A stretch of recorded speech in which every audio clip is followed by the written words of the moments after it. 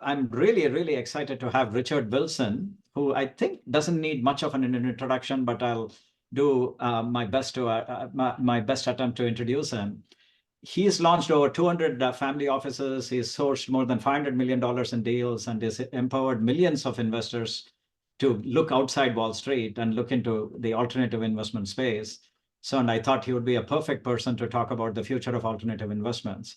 And very, very excited to have you here, Richard. I mean, if I know I didn't do justice for you in terms of your introduction, so if you want to add any other facts about yourself, go ahead, please. So. No, that's fine. I think you did a great job. I think, I started our investor club in 2007, and we've had over 1,000 investors speak on stage at our 275 live events. So learned quite a lot while listening to them and taking notes, and everything we've built in our business is from listening and emulating family offices and professionals in the investment world that are very successful. So happy to share what we've learned over the last 17 years since we got started. Excellent, excellent.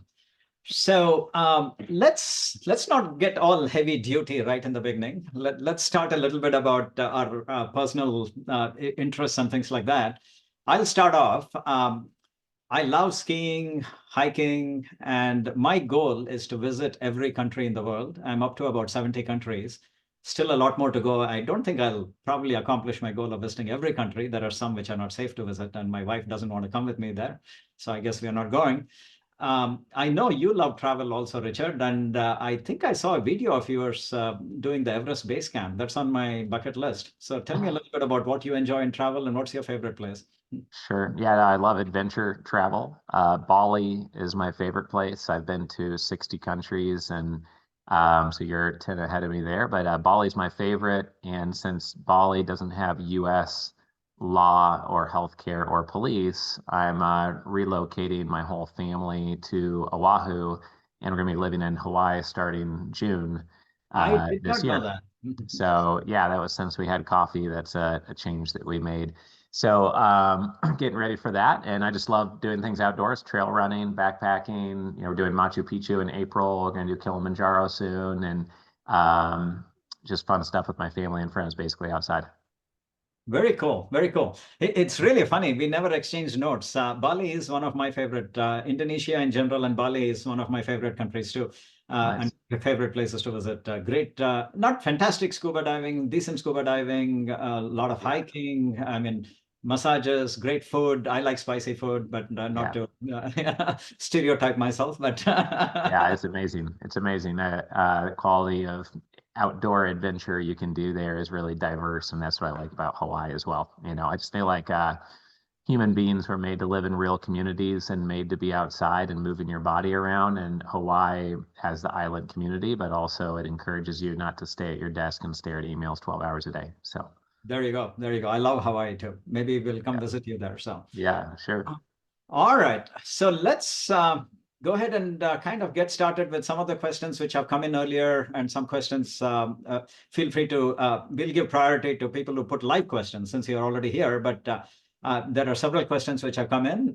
We are going to spend quite a bit of time talking about alternative investments and all that, but there were several questions which are specifically related to the fund which Richard is launching, and a little bit about customizable funds. So why don't we start with that? In fact, why don't we start with the fund you're launching? What is why are you launching a fund? I'm not complaining, but I'm just asking. And what is the strategy for the fund? Yeah, sure. So it's called Passive Income Partners.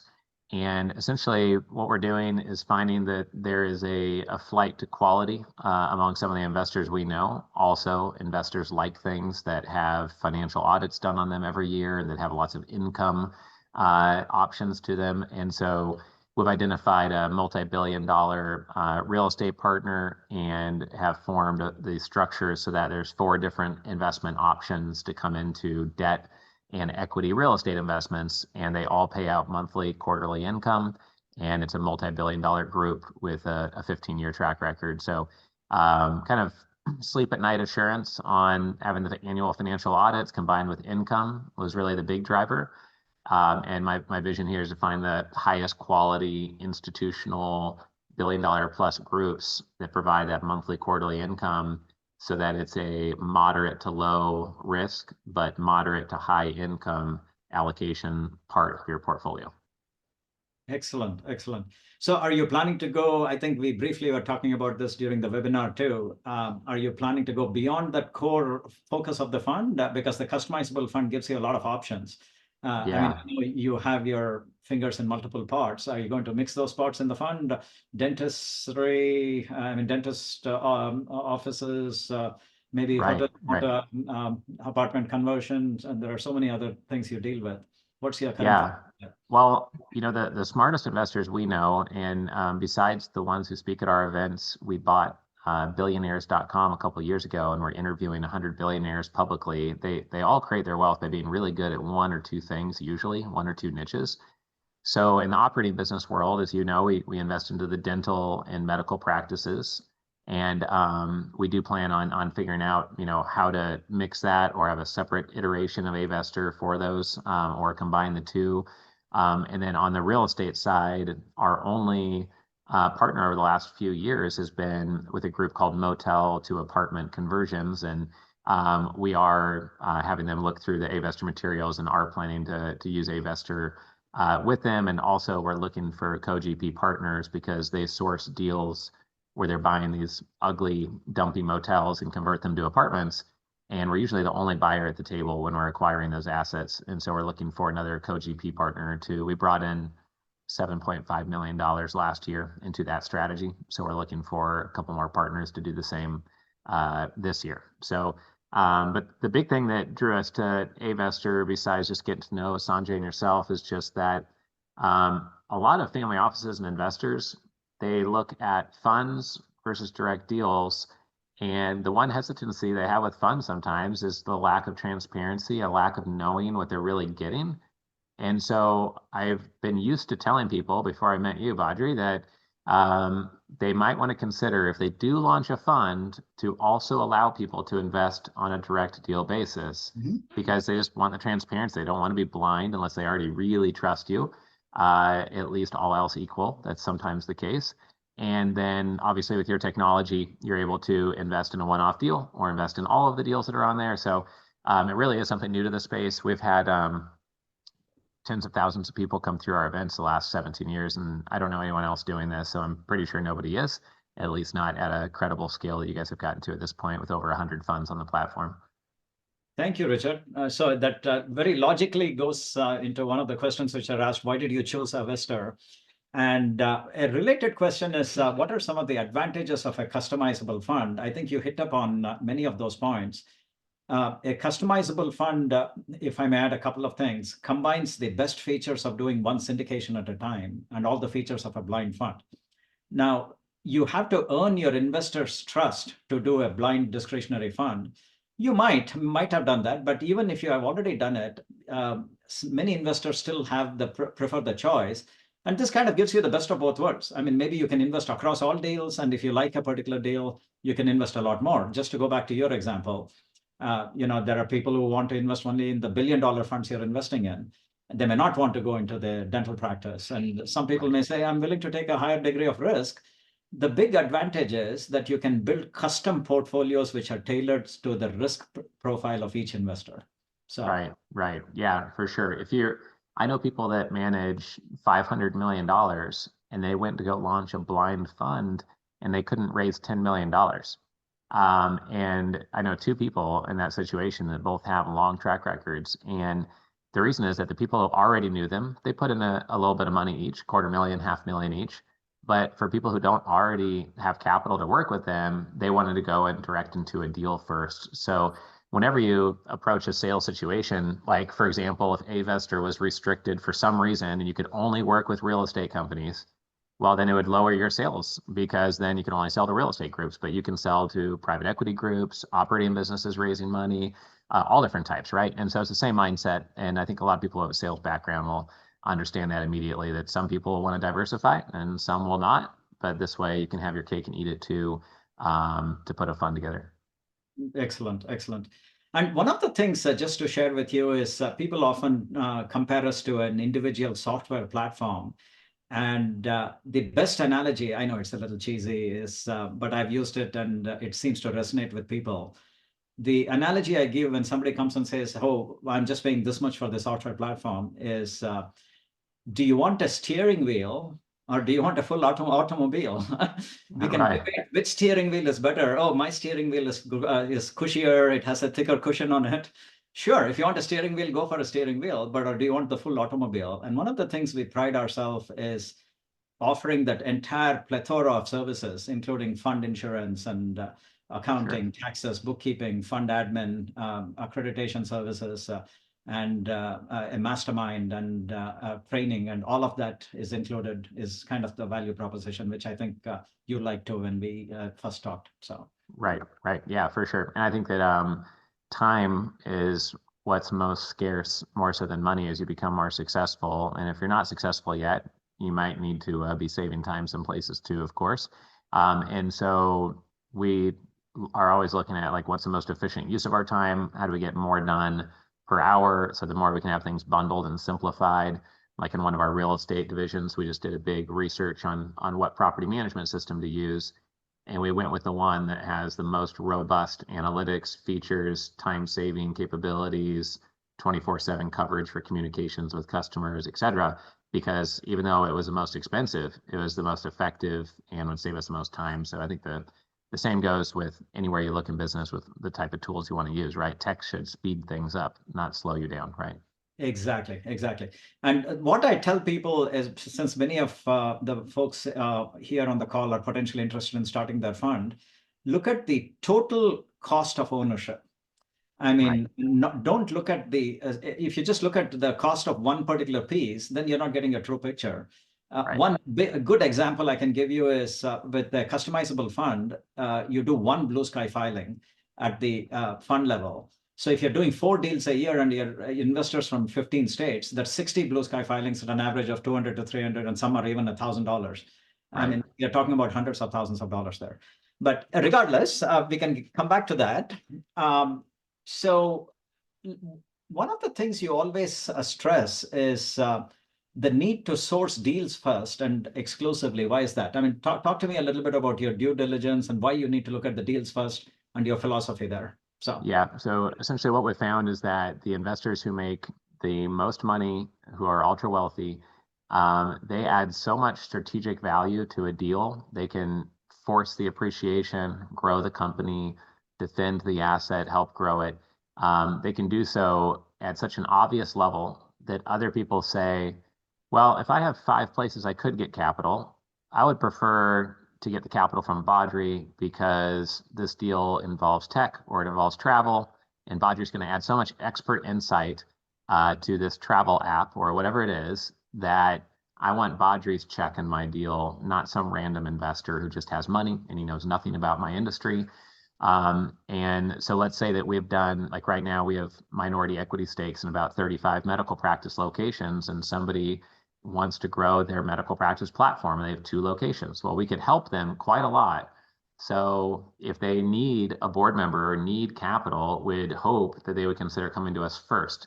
And when somebody comes to you first, you might be able to gobble up the whole deal and no one else ever gets to see it. They don't even get to know it exists. That's an advantage. Even if you don't get a better valuation, that's an advantage because no one else even got a chance at it. The other thing you try to do is get it at a better valuation because you tell them, look, I can grow your business rapidly. You don't have to pay a third-party consultant. I will change all of your marketing. I'll give you access to distribution to X, Y, and Z. And because of that strategic value, I'm going to grow your EBITDA. I'm going to grow your NOI. So the strategic value of your brain trust that comes with your money is a huge selling point. And because of that, we've gotten equity stakes for 50% off. We bought 5% of a company in Canada for 2.5%. I was given 33% equity of a real estate platform for free. I was given 20% equity in a med spa for free. We oftentimes get 20%, 30% discounts on valuations. We get sweetheart deal terms because they think that we can, and we know we can in certain areas, really improve the growth of a company and provide them strategies, structures that save them from being diluted. And I would say for every investor or every head of an investment platform, if you have that goal of seeing deals first exclusively and at a better valuation, your balance sheet is going to grow and you'll defend. You'll have some padding in there if something bad happens because you got in at a cheaper price. Excellent, excellent. No, that's really good. That's really good insights into why you would do that first. So let's do this. There are a lot more fund-related questions, but let's Sure. come back to that. Let's kind of take some general investing questions and alternative investments, and then we'll come back to a lot. There were several other questions related to funds. We'll come back to that in a few minutes. Sure. So you have the unique advantage of you get an eagle's view of a broad range of industries. So what some general questions which have come in, what are some of the industries being consolidated? I think I've seen you mention car washes, Amazon sellers, and what are dentists, and I know dental practices Sure. in that space. Sure. Sure. What do you prefer? What's your view on where the industry is going in terms of this consolidation? And can you comment on that, please? Yeah. All else equal, we like areas that are not overly competitive. Obviously, we like areas that have larger profit margins. Not all business opportunities are created equal. So focusing on things that are already cash flowing with larger margins can be very helpful. Like in the dental world, maybe implant dental practices would be an example of that. One advantage of lots of private equity groups being active in a niche, though, is you have somebody to sell to, right? If you build up a platform of 5 or 10 medical practices, there's many private equity groups to sell to. The advantage of being in a space without those is that usually the valuations are lower and you're able to get better deals done. I've been seeing lately, the last 2-3 years, a lot more discussion around HVAC companies, landscaping companies, plumbing companies, electrician companies. And 7 or 10 years ago, I didn't see much discussion about those. And then, like I said at the start of this webinar, that the flight to quality, to things that are cash flowing, it's easier to raise capital for a plumbing business that's been around for 17 years, that's made an average 500,000 profit a year, than some whiz bang gadget that's going to change the world. But by the way, we're burning $100,000 a month, but we promise very soon we're going to become big and this is going to be worth 30 times your money. In this type of environment, that's a harder sell. People want to invest in things already proven, already producing cash. Not always, but with a decent chunk of their portfolio at a time like this, they'd like things that are a bit more certain. Excellent, excellent. Hey, this is a somewhat related question, I know, but I'm taking a slightly different slant. Again, this question came in when people registered. What do you think are some of the hottest areas in alternative investment? I mean, maybe not the safest areas, but what are some of the, Sure. Obviously AI comes to mind, ChatGPT, generative AI and all that, but Right. So what's your opinion? Right. So the area of medical records, medical insurance related to AI and the applications there is definitely like a really, really hot area. Obviously, AI has gotten this record boom of capital in, but every pitch talks about how their company is AI enabled now. So it doesn't really mean a lot to say that unless you have something truly extraordinary. Typically, the people making the most in AI are applying it to a very, very specific niche, is what I've found. And then in addition to that, I think in alternative investments, the area of life settlements is really interesting and growing. And the area of litigation funding, I think, is often ignored and not really paid attention to. Also, in the family office world in general, I think the whole world of merchant cash advance or even sometimes hard money lending is underrepresented for how solid of an investment class it really is. Hard money lending is nothing new at all, but very few investors has ever looked at a credible merchant cash advance, life settlement, or litigation funding opportunity. And they hear these words and they have no idea what they mean. And that all smells like opportunity to me for somebody. We only have limited time personally ourselves to do certain things, but those are some areas that come to mind. Yeah, no, those are all great examples. And in fact, that reminds me of a fund which recently launched in the Avestor platform. They buy judgment liens that's kind of related to the litigation area. And I Okay. was shocked that they buy at these leans at pennies on the dollar, and some of the returns are absolutely incredible. I was wondering, what am I doing here? It's, you Yeah. know, Yeah. Interesting. Yeah. I love little niche ideas. If everybody else is doing something, I don't like it at all. It's like almost certified dumb.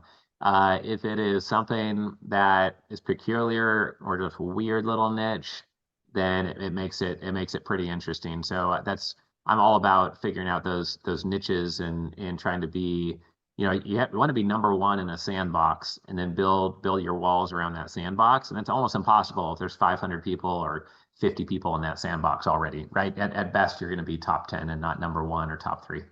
exactly, exactly. I mean, I think there are a wide range of investments. To me, it's like building a barbell, right? I mean, I literally have invested in probably most asset classes out there. I used to run a hedge fund which involved index trading options. I've invested in 35 startups, multiple venture companies, so Wow. venture funds. And so to me, investing should be like a barbell. Uh, there is the sleep at night approach, and then there is a highly risky approach. It's all the biggest, I would say, takeaway for a successful investor is diversification and asset allocation. I mean, I think those two Right. are the mantras which everybody should follow, I think.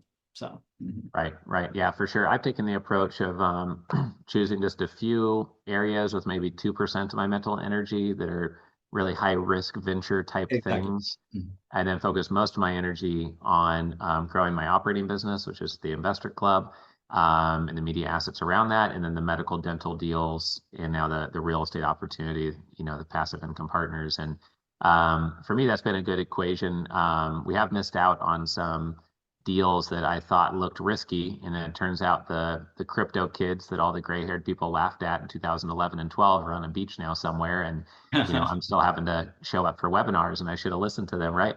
That's true. And so I am trying to put a little satellite allocation to the things which most people think are completely ridiculous, but might turn into something mainstream one day. Yeah, yeah. A little lighter question. I don't know how old you are. You don't have to answer that. But what would you tell yourself if you're a 20-year-old? If 20-year-old Richard Wilson is starting over again, what are some things you would have done differently?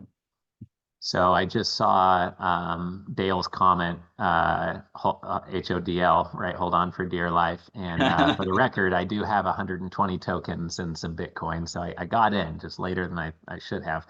But what I wish I would have told myself longer ago is to focus more in a niche, to take a little bit more risk on developing my own investment management platform and doing more investments as the GP or as the investment manager or gone into the medical deals sooner. I'm very conservative in general. And so some things took me a long time that I should have been faster on. Like I bought billionaires.com. It took me 12 years, mostly because I was like trying to get them to cave on the price, but wasn't showing that I was ultra serious. And then during the later part of COVID, I just decided to move on a bunch of things I'd been sitting on idea wise. And I would have learned more if I moved on those ideas faster. Maybe it just wasn't the right time.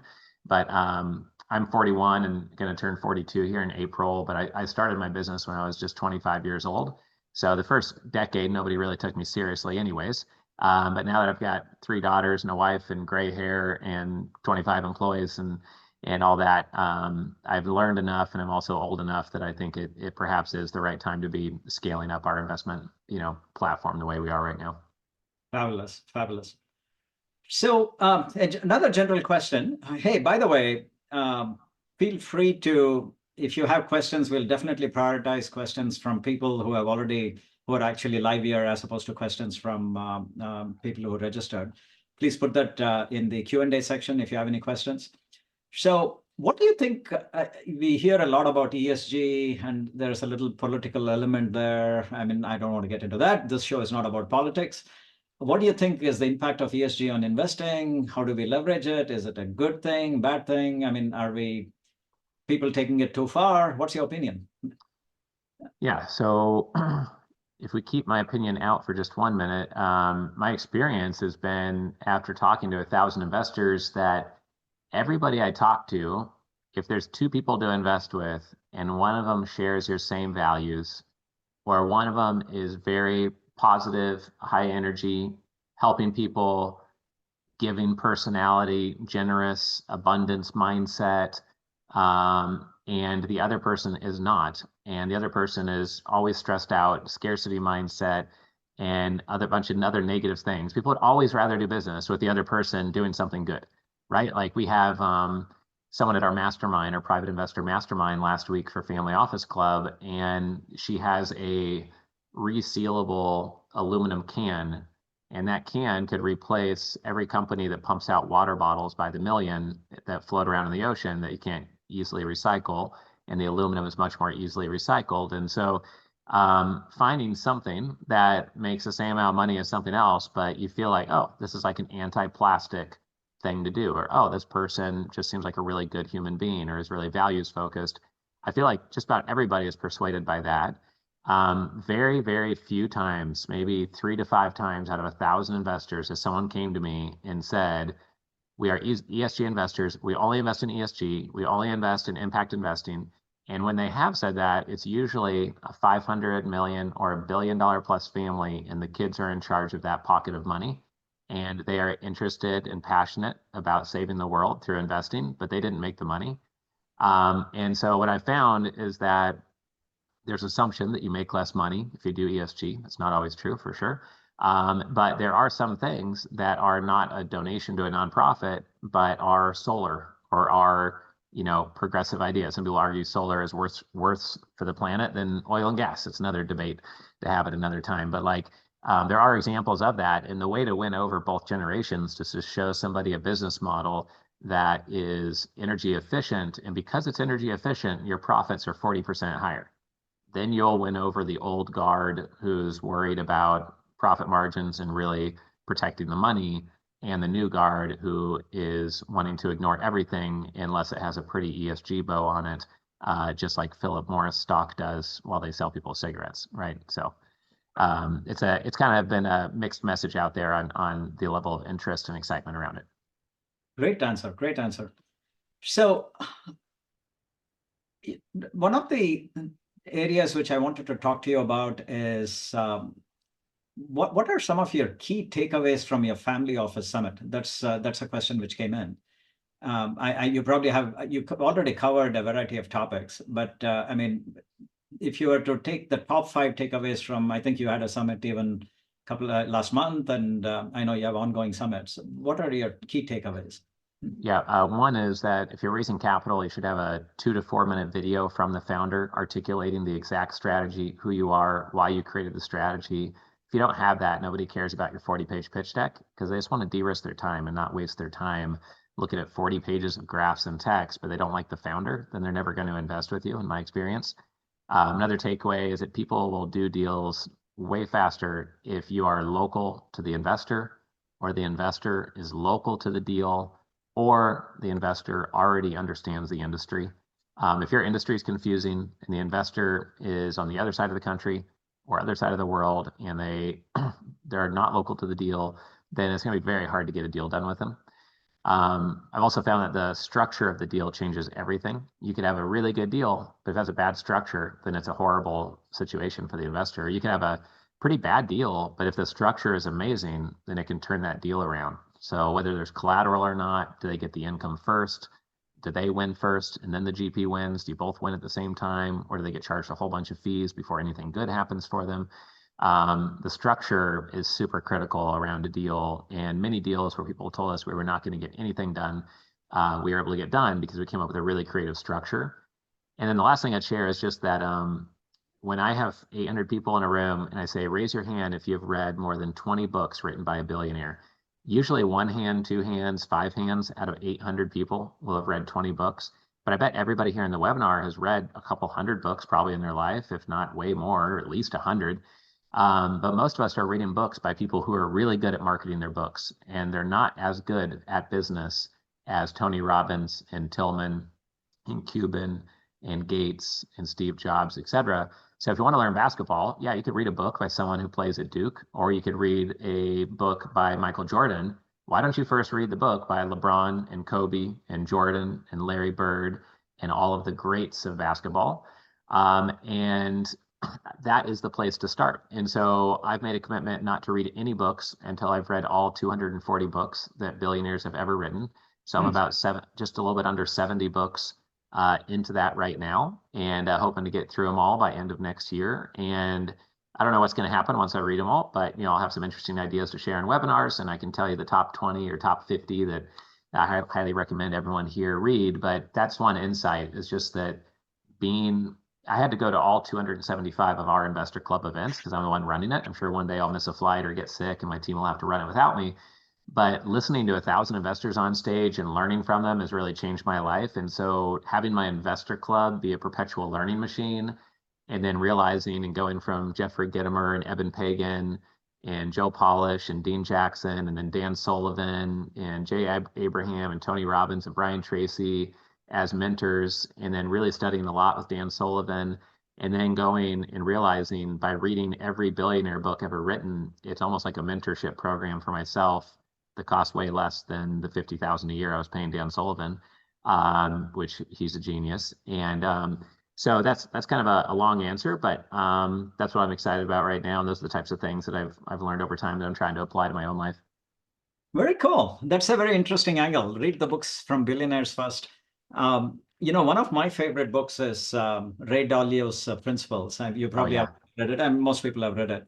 I've always been a huge fan of Ray Dalio and the transparent culture he brought to Bridgewater and what he just did. Warren Buffett to mine too. But so let me put you on a spot. And if there were one book from billionaires, you probably don't want to offend any of the billionaires, but it's all between a family of about 60 people here, so that's okay.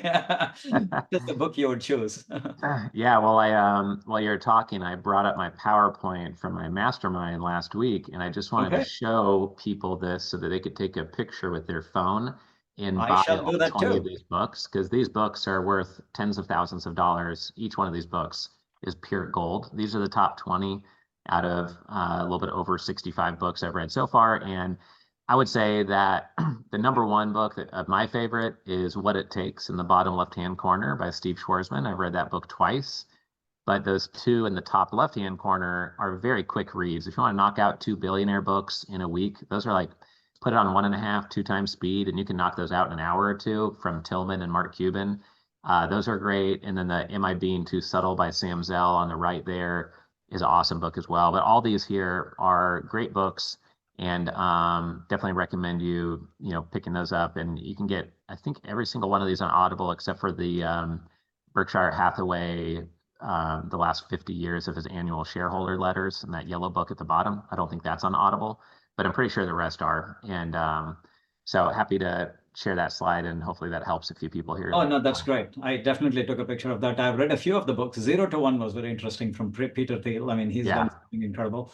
So it's been a while, so don't ask me anything about the book. I don't remember the key takeaways, but I will go refresh my memory. So the number one thing I took away from 0 to 1, which I often quote, is just that Peter Thiel says that as an entrepreneur or investor, you kind of have to predict the future a little bit. That's what you're doing with investing, is betting on certain things unfolding. And he says that if you are certain that some trend is going to become true, for example, I'm certain people will still care about billionaires in a decade, and there'll be even more of them.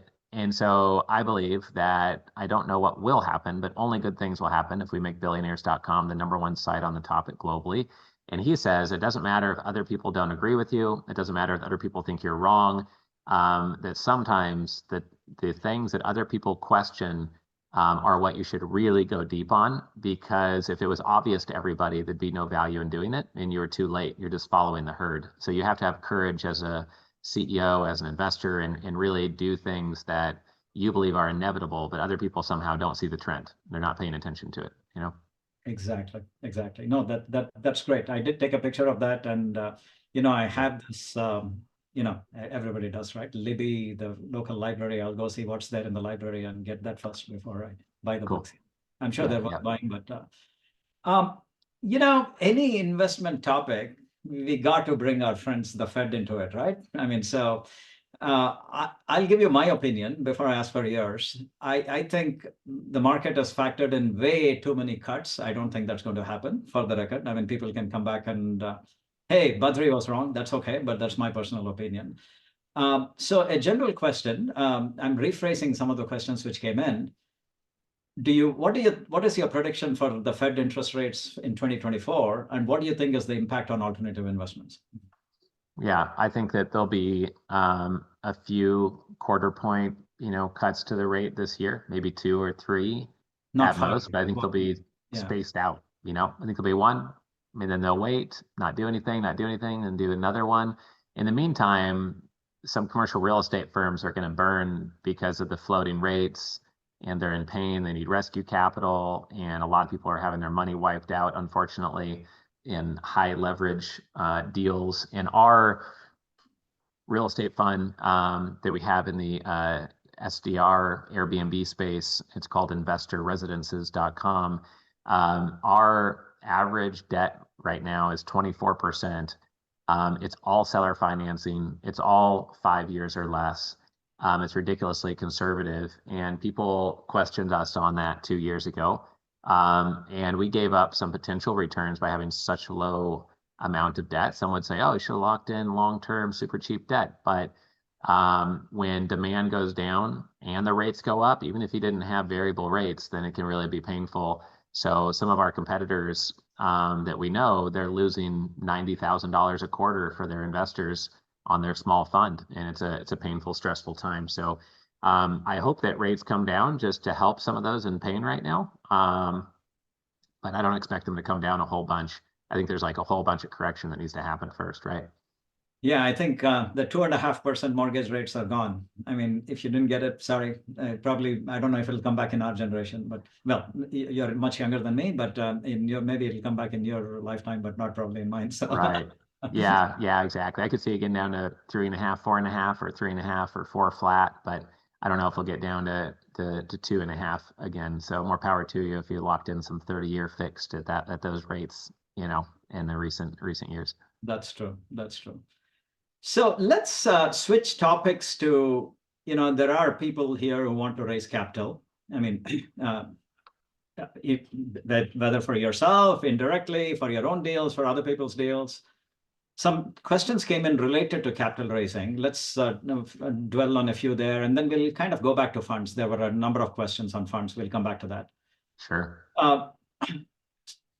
Let me pick one. What is the best way to approach a family office for the first time? You should know. You've talked to a lot of family offices.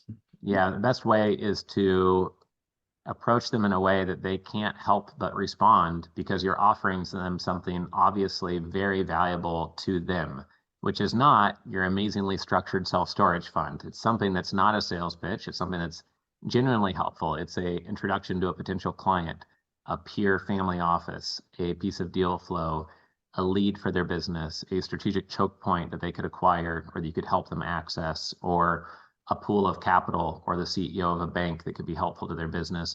Those are things that'll get a response from an investor who doesn't know you. Otherwise, nobody on planet Earth owes you a response to your cold email or your cold LinkedIn message. I've had people that email me completely randomly, and I might be traveling on vacation with my family. I get back into the office, start going through emails, and they email me again after just 6 days or 10 days of email for the second or third time. And they'll literally say things like, oh, I thought you were a professional. My friend John said he was part of your investor club, but you're ignoring my email. And it's like, well, I never signed up to answer your emails at all. I don't owe you any response. Because I try to be a nice guy, I will respond. And I'm sorry I didn't respond fast enough. Here's my free book. Here's our website. Let me connect you to John and my team so we can get answers to any questions you have right away. But I think there's an expectation out there, or a frustration, of like, oh, people aren't replying to my email.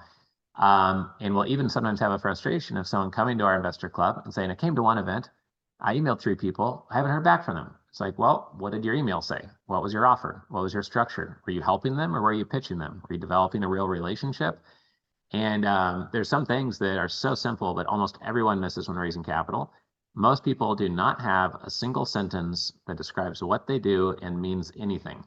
We have a competition where we have investors judge this on stage, and they raise a placard that says 1 through 10. And most people get horrible ratings, and they know it's going to be shown in front of 800 people at our annual event. And we'll say, submit your one-liner that says exactly what you do in a unique way. and they'll submit a paragraph, or they'll submit something that says, we have best in class team that offers absolute returns. It's like, well, any 5-year-old could come up with that sentence, and you could say that while living in your mother-in-law's basement and you have nothing to your name. That means nothing, right? But if you said, I'm Badri from Avestor, and we have launched over 100 customized funds that now manage over X million dollars of capital, okay, nobody can make that up like this morning and compete against you head to head. And so your one-liner should be crafted so you say something which is very specific.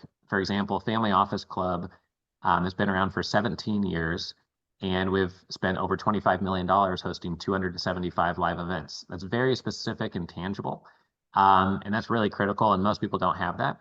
And Ira is one of the family offices who help run the family office for the family that owns Mall of America. He's on the board of 3 different banks, and he was at our event in New Jersey.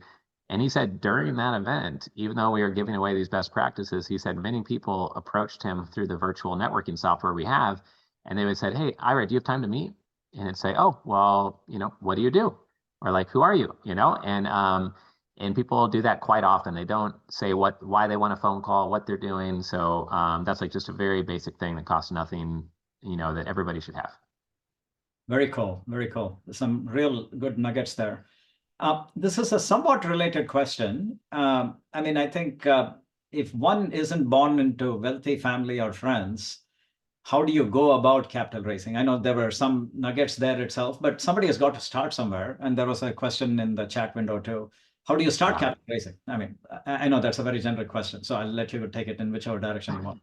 Yeah, I'll give a quick answer because I have a 110-page answer. If you go to capitalraising.com, I've got a free book on the 5 steps to take to set up your capital raising system. And the first step is to position yourself in a very strong way. And so if you're just getting started and you're just like me when I got started, I didn't have enough money in my bank account for rent that month when I started Family Office Club and Investor Club. And now we've grown it and gotten hundreds of millions of dollars of transactions done. So what you want to do is start with people local to you, start with people that know your industry, and start with people local to the opportunity. You also want to find maybe some big brother partners that make things go faster. So if you think that you're excellent at sourcing deals or you're excellent at adding strategic value, maybe somebody else has the balance sheet and they will see your value. If you source a deal that really is excellent in the eyes of someone who really knows what they're doing, then if it's that excellent, they would provide the capital that you need to get it done, as long as you're open to terms that make it viable for both parties at the table. So I would start there. And I'd also start with being more focused than you currently are. If you're not getting momentum, then maybe you feel like what you're doing is unique, but maybe there's 400,000 other people syndicating multifamily saying the same thing that you're saying. So figuring out the niche within the niche within the niche that separates you, and it's not too niche that nobody's interested, but it's so focused, there's very few people in the sandbox competing directly against you. That's really critical, or you'll never stand out in the sandbox you're trying to position yourself in. Very cool. Very cool. So let's switch back to a few questions on funds. So one of the questions is, how long does it take to create a fund? Is creating a fund as complicated as it seems? Let me take a shot at this and then I'll let you jump in. So one of the value propositions of Avestor is we help you literally with every aspect of creating, launching, scaling, and marketing your fund. It's not just, hey, here is a software platform, go for it. We can get a fund launched in as little as 2 weeks. We even help you set up a fund bank account where you can get 5% interest while your investors' money is sitting in, and even launch the bank account within this 2-week time frame. And we help you with the legal structure. We help you with the fund strategy. We provide accounting, bookkeeping. And without the right partner, whether it's Avestor or somebody else, launching a fund can be a complex affair. You'll have to put together a series of service providers, and you'll have to piece together various pieces of the jigsaw puzzle, decide what type of exemptions you want to take, what framework you want to use for the SEC exemptions, and so on. So any comments on this? What's your experience? I know you have launched a fund in Avestor. How has the experience been? Or even you have done other funds in the past. So you want to talk a little bit about that? Yeah, sure. If you're not careful, you can easily spend $70,000 or $50,000 plus launching a fund. That can be like the norm cost, and it can take 6 months plus. The last fund we launched took us over 6 months going back and forth to get it launched. And it was painful. Makes a huge difference who you work with. And that was just for the steering wheel. It wasn't for the full car of K1 and tax help and all the other things, right? So that was the most painful part. And so I think right now we're fully live now within Avestor. And so we'll see how much we can ramp up over the next year using it. But we're definitely looking forward to it because with our first fund, it's like pay the attorney all this money. My team's doing investor admin. My CPA of 14 years is doing the K1s. We have to remember who deserves a K1. The accounting of it is not done using technology. Our accredited investor thing is a separate website where we go and try to verify that they're accredited investor. And we had, all these different systems and tracking in Excel spreadsheets and just manual things. And my investor admin was pushing me to find an investor portal type solution for the next time we do something like that. And we don't have 1,000 investors yet. And she was already like saying, wow, we really need to get something like that in place. So if you don't want to burn out your team and you want to stay efficient, then investing in the technology is superior to investing in more people, because all else equal, there might be a bug in a piece of software, which we haven't found yet in your system, but the software doesn't show up in a bad mood or call in sick or want a raise 3 times in the same year or whatever, right? So it's just it keeps life more simple to use technology versus having big overhead and W-2 staff. Absolutely. Absolutely. I mean, because I think to scale, not only do you need technology, but you need smoothly integrating parts. Again, not to beat this analogy to death, do you want a steering wheel or do you want an automobile, right? I mean, so do you really want to, some people like putting together parts. I'm not one of them. I mean, get the parts, put the clutch, put the brake, get the engine, repair it and put it together. You'll learn a lot more about it, but do you have the time, bandwidth, and desire to do it is the question. Yeah. So, right.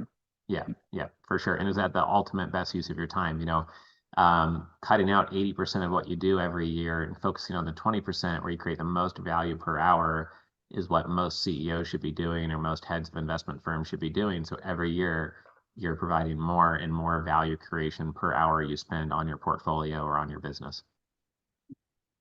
So I had a couple more questions, but again, I want to encourage audience. We are happy to take live questions. Just put it in the Q&A. We have about 5-10 more minutes. I always like to end a few minutes before the top of the hour. Everybody has other meetings to go to. So if you have questions, please do enter it into the Q&A window. One of the questions which came in is, what do you think is the outlook for people creating funds for the first time? This is kind of related to if I'm new to capital raising, how do you do it? I mean, what's your opinion? I mean, is it a good time to create a fund? What are some of the challenges you should be aware of? I think that we had one event called Capital Raising Titans, and we recorded this event in our investor portal, but we had 20 speakers on stage in one day that have all raised hundreds of millions of dollars, and they all had 10 minutes to give a talk. And what really stood out to me that led me to launching Passive Income Partners is that the ones who had raised the most amount of money typically align themselves with a really big blue chip quality partner, and then everything changed. One person there was 42 years old and he raised $11 billion. And he said on stage what changed was having his mutual fund wrapper solution with a small manager, a small investment solution in it without a big brand. And then they locked in a big brand and gave them a mutual fund wrapper around their product, and everything took off because everybody wanted access to that. And so then a light bulb went off in my head and said, okay, have our Airbnb fund. We like medical dental things. We'll keep that going. I've got 2 Eagle Scouts. I happen to be an Eagle Scout as well, that are my partners at the motel to apartment conversions group. Keep those things going. But for Passive Income Partners, I want to find the most credible passive income focused investment managers on planet Earth and provide investors access to them in a very fee efficient, transparent model with comprehensive due diligence wrapped around it. And so that's my best advice to someone who's coming out with like their first fund, is to lean on the credibility of somebody with a 22-year track record or $1 billion plus in assets or annual financial audits or this, that, and the other, because it's always hard starting any new business and any new investment fund. And it's just about always hard to raise capital. So in an economy like this where things are less certain, then having a few more advantages and that wind at your back a bit more could definitely be helpful. Absolutely. I mean, I couldn't agree with you more. If you're just launching out, we find a lot of people who want to come do their own deals. They've never raised money before. I'm not saying that's not impossible. I'm not saying that's impossible, but it makes a lot more sense for you to get your feet wet, raising money for others. Now, what you want to make sure is you don't do this. I see a lot of this pseudo co-GP business going on, where they call themselves a co-GP and all they're doing is capital raising. Now, SEC has probably been busy with other things, crypto, Ponzi schemes, whatever. But once they kind of have a little more bandwidth, they're going to crack down on all of that. You can't really be just a pseudo co-GP raising money just and say you're a capital raiser and you get a piece of the pie. And definitely would encourage people to start with doing something like what Richard is doing, where you're picking top tier operators. And that's one of the things which Avestor does help. I mean, as part of our mastermind, I know you probably are going to present some of your deals probably in the next couple of weeks, Richard. We negotiate with top tier sponsors and we get preferred terms for the Avestor fund manager community as a whole. A lot of people don't realize this. So even, for example, we may have a $500,000 tier, $1 million tier, a $2 million tier.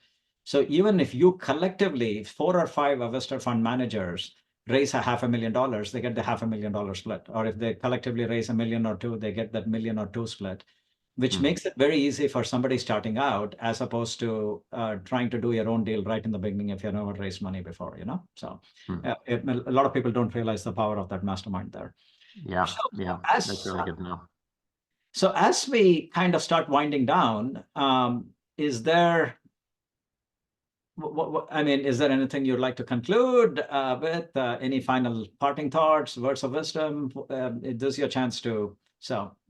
Sure. Yeah. I mean, I think that on that last point, I think it's just smart to start small and grow in incremental stages, right? I see some people who have never raised capital before, but they want to raise $1 billion.